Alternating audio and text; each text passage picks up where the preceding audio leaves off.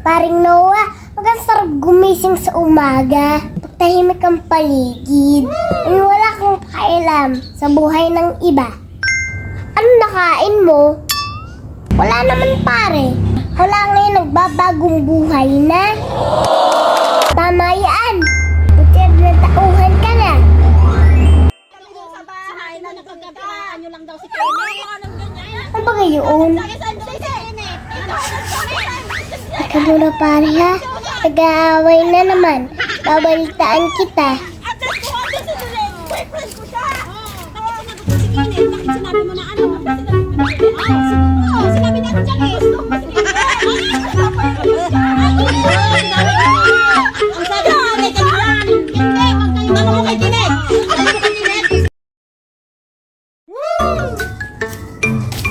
Hindi paring noon pinag-away ng kapitbahay natin. Oh, ano nasa agap mo? Abay, garin eh. May tatlong babae sa nag-aaway. Nag-aagawan sa isang lalaksot. O nga, makagwapo siguro. Oh, tapos, nagbago na talaga ako pare. Di ko na pinakinggan ang kasunod. Binibitin mo naman ako pare. Doon si Duleng, nung nandoon si Ken. At least mo doon si Duleng. Boyfriend ko siya. Kasi mo na pare ko iihilaan. Sinabi natin siya eh. Tinawag ni Kene. Ang sabi ko kay Kanilan. Hindi, ano mo kay Kene? Ano mo kay Kene? Ako kayo naman na ulat. Walang tigil. Hindi na ako nakatayo ng kalamyas. Hayaan mo na yan, paring Noah. Huwag may bagong sisim sa iyo. Ano ba gayon?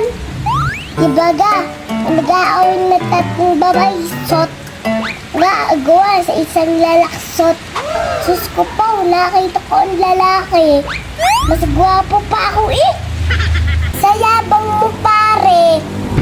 Ito na yun. Bigyan kong sino ka sama-sama. E siya pa ang babaero. Love is blind.